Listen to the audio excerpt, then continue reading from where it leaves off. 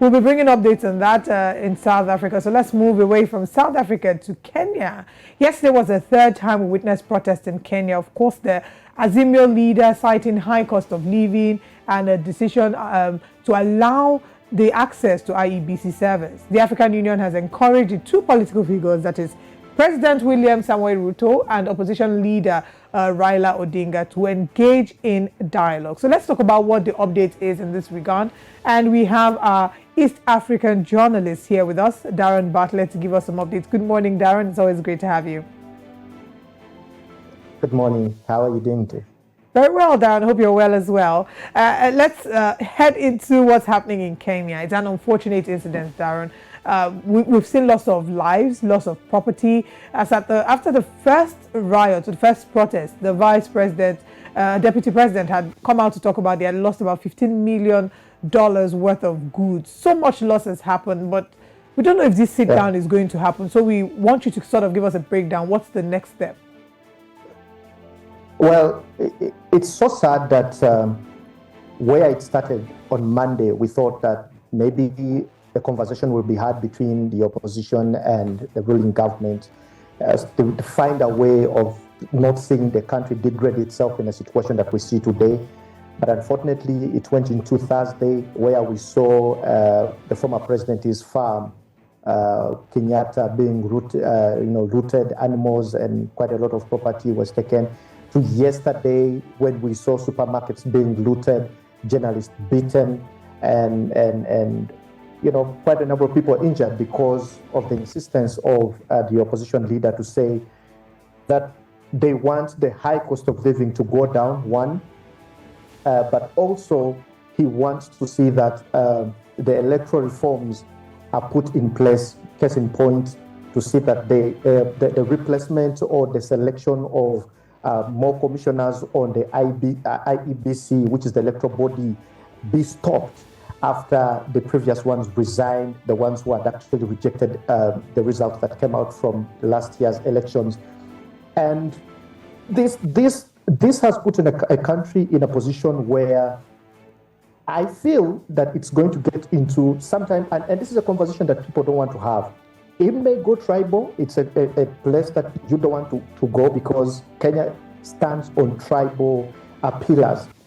Even when they try to deny it a number of times, this is about Kikuyus, Luos, Kalenjins, who are in control of most government offices, plus other small tribes that are in control. And it is so sad to see that none of them seems to appreciate dialogue in this case. And that's why the religious leaders, the U.S. envoy, tried to have a conversation with the DP, the Deputy President of Kenya, and trying to encourage them to have dialogue. However, both camps are not willing to have this dialogue only if, and they say that the dialogue can only happen if conditions are met. On the side of Raila Odinga, he says, open up the servers of the IEBC, which is the electoral body, to audit the presidential elections, but also too that the cost of living should go down. Then he will have a dialogue. On the side of the president, they say, one, that he should stop the protests, Raila Odinga should stop the protests, but also two, he should accept the results that came from the election. So clearly, these two things, you can put aside the cost of living because that is not unique to Kenya.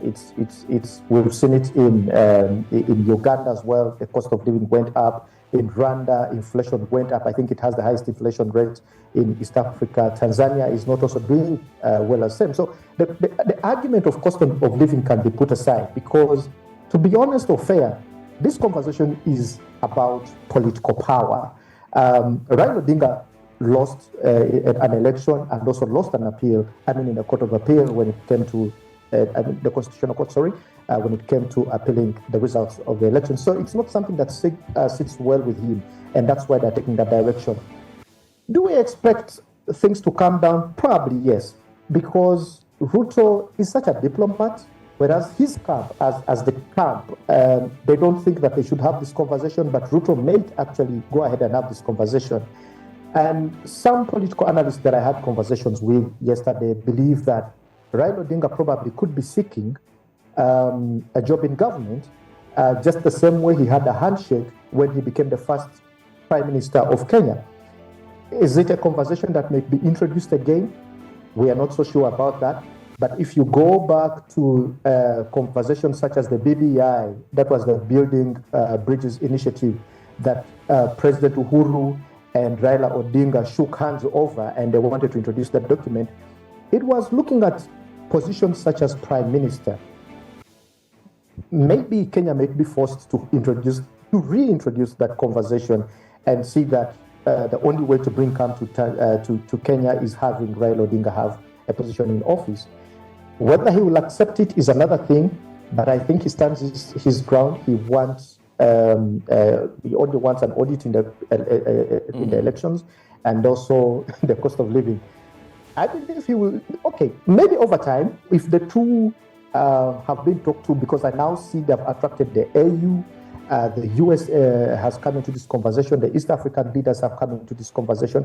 Diplomatically, it may come to having a sit-down conversation, but whether Raila will have a position in office, I'm not so sure. It could happen again the same way it happened in 2007 when that chaos broke up, and the only way to resolve it was to have Raila Odinga have the position of the Prime Minister, which they previously didn't even have.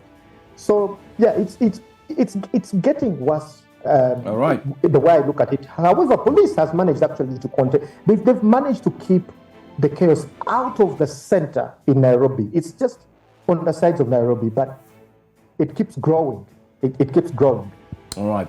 Well, it's also quite unfortunate that one man is able to bring to the knees an economy that already was starting to look very beautiful and bright, although with its own challenges. But then again, like you said, let's get to see if what Ruto will do, and most importantly, would Raila back down? But let's take this next story very, very quickly. Well, let's talk about the peace deal between the government and the opposition in South Sudan. We do know that it is in jeopardy after President Salva Kiir sacked two key ministers, including the wife of his rival and first vice president. We're talking of Riek Machar. Now, how will this affect the fragile relationship between the two sides, and what are the implications for the country's stability? Well, definitely there's going to be it's going to destabilize because the peace deal that happened in 2018 has already been implemented at a very slow pace. And one of the things in the peace deal was to have, or the points in the peace deal was to have an election in 2024. And another pillar in that peace deal, for purposes of security on the side of the opposition, they wanted the state minister and also the minister for defense to come from the opposition, which was granted. And that peace deal happened, and we saw calm coming to South Sudan, though not fully. But now the sacking of the minister of defense, who comes from the opposition party, is being replaced by a member from the ruling party, is already causing insecurity in the army of South Sudan. Remember, this army was divided at first. The first vice president, who is Riek Machar, had his own army, and also the ruling government had its own army.